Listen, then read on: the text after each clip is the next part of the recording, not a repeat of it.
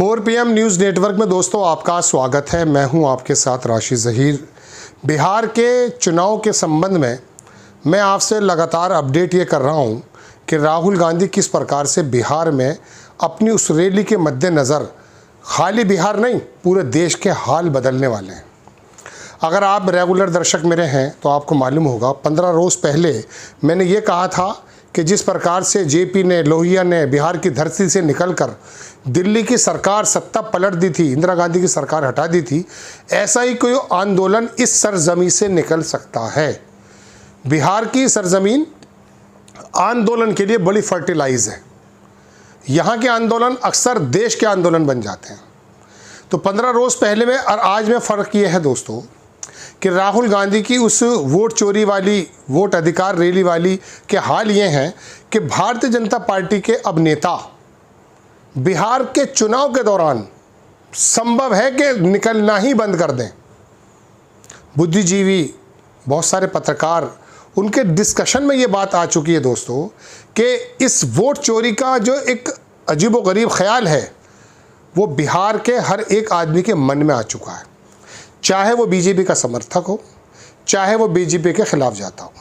और ये जो रैली है इसका जो असर है, क्या आप समझते हैं उत्तर प्रदेश में नहीं होगा, बिहार में नहीं होगा, बंगाल में नहीं होगा, पूरे देश में अगर ये वोट चोरी का तासुर लोगों के जहन के अंदर जगह बनाकर चला गया तो आप यकीन मानिएगा भारतीय जनता पार्टी के लिए बड़ी दिक्कत पैदा हो जाएगी, मोदी जी के लिए बहुत दिक्कत पैदा हो जाएगी। अब बात यह है दोस्तों कि नवंबर में गालिबन चुनाव है, ज़्यादा समय है नहीं, दिमाग को भटकाने की कोशिश की जा रही है। राहुल गांधी की वोट अधिकार रैली के मद्देनज़र जब आखिरी दिन, सत्र के आखिरी दिन ये वाली बात लेकर आई गई कि साहब एक ऐसा कानून बना दिया जाए कि जिसमें चीफ मिनिस्टर या मिनिस्टर्स जो है, ख़ुद प्रधानमंत्री को भी शामिल कर लिया गया, वो किसी चीज़ में उनकी संलिप्तता पाई जाती है तो उनको जेल जाना पड़ेगा। जेल अगर चले गए तो 30 दिन के बाद अपने पद से हाथ धोना पड़ेगा। पूरा देश इसी चक्कर में लग गया। हालांकि मुझे एक अलग से एपिसोड बनाना चाहिए कि बीजेपी अगर चाहेगी तब भी 2/3 बहुमत उसके पास है ही नहीं, उसके पास तो अपना सिंपली बहुमत भी नहीं है।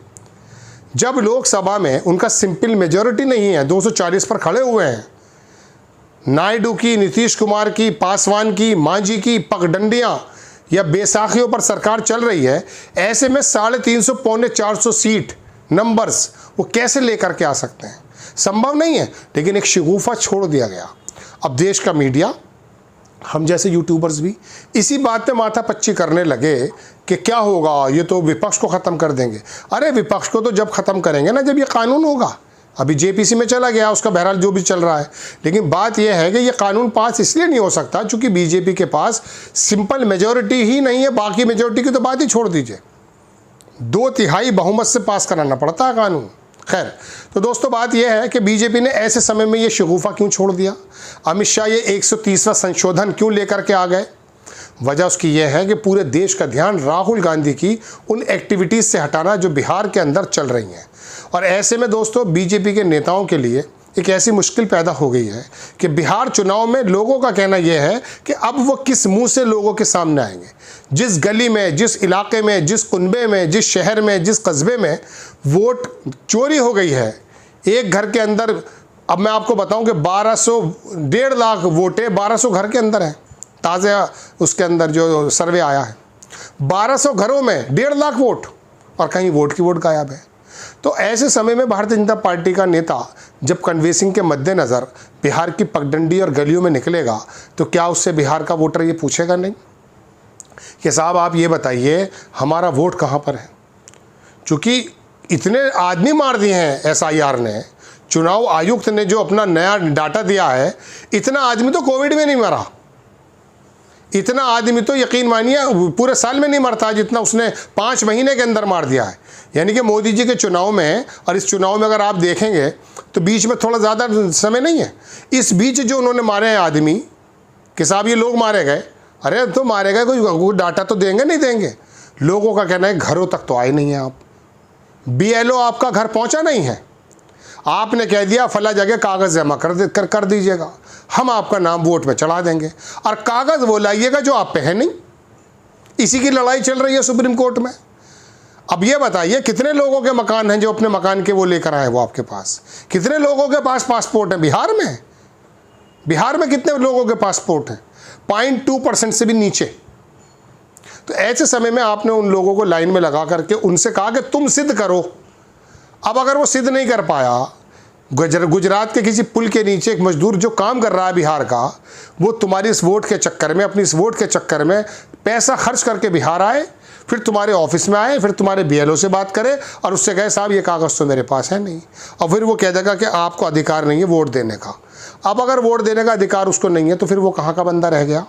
इसका मतलब वो भारत का बंदा नहीं है, सारे बांग्लादेश से आए हुए हैं। कहने का मतलब दोस्तों ये है कि ये तमाम जो इश्यूज़ हैं ये बिहार के लोगों के जहन में बस चुके हैं।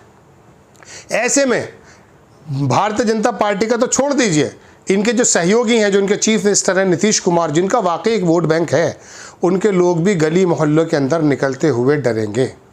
ऐसा लोगों का कहना है, हमारा कहना नहीं है। वहाँ जो ज़मीन पर लोग कर रहे हैं, इतनी एंटी इनकम्बेंसी है। मैंने आपसे लगभग दोस्तों 1 महीने पहले या 25 रोज़ पहले कह दिया था कि बिहार इनके हाथ से निकल गया है। हालांकि मैं इतनी जल्दी पहले कोई भविष्यवाणी नहीं करना चाहता, क्योंकि चुनाव तो हर 1 महीने पहले करवट बदल देता है। अभी अमित शाह और मोदी जी पता नहीं कौन सा शिगुफा निकाल कर आ जाएं, कुछ मालूम नहीं कि ऊँट किस करवट बैठेगा। लेकिन जो मौजूदा हालात हैं, राहुल गांधी ने जो वहाँ ज़मीन उखाड़ कर फेंक दी है, वहाँ नीतीश कुमार की भी ज़मीन नहीं बची है। नीतीश कुमार के लोग, नीतीश कुमार के कार्यकर्ता अपने आप को असहज महसूस कर रहे हैं बीजेपी में। तो राहुल गांधी ने दोस्तों ये हाल कर दिए हैं, तेजस्वी यादव ने ये हाल कर दिए हैं, और ख़ुद चुनाव आयुक्त एक ऐसा, मैं कह सकता हूँ कि बोतल में से जिन बाहर निकाल कर ले आया जो उससे वापस नहीं जा रहा है। अब बिहार के लोगों के मद्देनज़र वोट का मतलब आप ये मत समझिए कि बहुत छोटी चीज़ है। ये जो डॉक्यूमेंट्स हैं, उसका जो आधार कार्ड है, ये खाली वोट देने में काम नहीं आता है। जो केंद्र की, जो प्रदेश की जो योजनाएं हैं, उन योजनाओं में ये तमाम कागजात काम आते हैं। इसलिए वो अपने कागज़ के प्रति बहुत ज़्यादा जो है सक्रिय रहता है। ऐसे में आपने कह दिया आधार कार्ड का कोई औचित्य नहीं है, हालांकि मानना पड़ गया है। जब सुप्रीम कोर्ट ने शुरू में मशवरा दिया, आपने कानून से निकाल दिया, बाद में फिर उसको जो है गाइडलाइन जारी करनी पड़ी। तो आपने शुरू में ये नक्शेबाजी क्यों की थी? तो वो अपने कागज़ों को इसलिए बचाना चाहता है ताकि वो 5 किलो चावल लाइन में लेकर लगकर खड़ा हो जाए और उसे मिल जाए। तो बहरहाल दोस्तों, बिहार का मामला तो ये है कि बीजेपी, थोड़े दिनों पहले इतने बुरे हालात नहीं थे बिहार में, लेकिन राहुल गांधी, ये वोट चोरी और ये वोट अधिकार रैली, ये तमाम ऐसे सिनेरियो आ गए। लेकिन मुझे हैरत इस बात की होती है कि बीजेपी ने अचानक अपने पैरों पर कुल्हाड़ी क्यों मार ली है। मैं हर एक बात के बारे में सोचता हूं कि ये बिला वजह तो आता नहीं है कि चुनाव आयोग सुबह सुबह उठे और उन्होंने कहा चलो बिहार में SIR करा देते हैं। नहीं नहीं नहीं नहीं, इसके पीछे रणनीति होती है। आप समझिए, अगला जो चुनाव है ना वो बंगाल में है। बंगाल में 30% मुसलमान हैं और ममता बनर्जी उनके एक अकेली नेता हैं। जब वहाँ ये SIR होगी तो याद रखिएगा, बंगाल जो है बिहार नहीं है। बंगाल के अंदर अराजकता गलियों में रहती है। वहाँ के लोग ज़्यादा अराजक महसूस देते हैं। जो घटनाएं पिछली हैं उनके मुताबिक अगर आप सोचें, वो इस बात को बर्दाश्त नहीं करेंगे। आप इसे उत्तर प्रदेश मत समझिए कि गला घोट देंगे आप कभी भी किसी का। बिहार के अंदर लोग लोकतंत्र में जीने की कोशिश करते हैं। वहाँ की यूनियंस देखिए, वो वहाँ की राजनेताओं पे भारी होती हैं। मजदूर सभा देखिए वहाँ की। तो दोस्तों, ये दरअसल खाली बिहार तो टेस्ट ले रहे थे ये, और अब आकर के मसला ये है कि ये बंगाल में, केरल में, जहाँ मुस्लिमों की बड़ी, मैं कह सकता हूँ कि तादाद ज़्यादा है, ये वहाँ पर करना चाहते हैं। जब आसाम में आएंगे तो हाल पता ही है वहाँ क्या होंगे। वहाँ तो असम जो चीफ मिनिस्टर हैं बिस्वा साहब, वो पहले से बैठे हैं कि NRC। आपको खबर कैसी लगी अपनी राय कमेंट्स बॉक्स में ज़रूर दीजिएगा। चैनल को सब्सक्राइब कीजिएगा, शेयर कीजिएगा। नेक्स्ट टाइम मैं किसी खबर के साथ हाजिर होता हूँ। जय हिंद।